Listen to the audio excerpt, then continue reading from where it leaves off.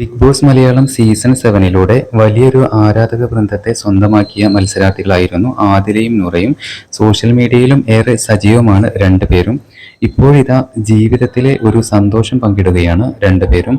ഏറെ നാളത്തെ കാത്തിരിപ്പിന് ശേഷം സ്വന്തമായൊരു കാർ സ്വന്തമാക്കിയിരിക്കുകയാണ് ഇരുവരും. ഈ കാർ ഞങ്ങളുടെ ആദ്യത്തെ വാഹനം എന്നതിലുപരി മറ്റെന്തൊക്കെയോ ആണ്.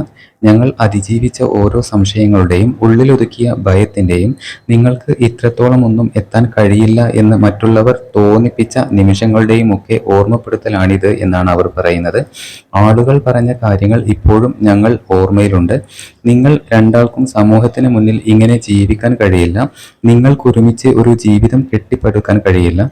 പരസ്പരം കൈകോർത്ത് പിടിച്ച് ഈ ലോകത്ത് അതിജീവിക്കാൻ നിങ്ങൾക്ക് കഴിയില്ല. പക്ഷേ ഇന്ന് ഞങ്ങൾ പരസ്പരം കൈകോർത്ത് പിടിച്ച് പൊതുസമൂഹത്തിന് മുന്നിൽ നിൽക്കുക മാത്രമല്ല ചെയ്യുന്നത്, ഞങ്ങളുടെ സ്വപ്നങ്ങളെയാണ് ഞങ്ങൾ ചേർത്ത് പിടിച്ചിരിക്കുന്നത്. ഞങ്ങളുടെ ആദ്യത്തെ കാർ കഠിനാധ്വാനം കൊണ്ടും സ്നേഹം കൊണ്ടും കണ്ണീരും ക്ഷമയും പരസ്പരമുള്ള വിശ്വാസവും കൊണ്ടും ഞങ്ങൾ നേടിയെടുത്തതാണിത്.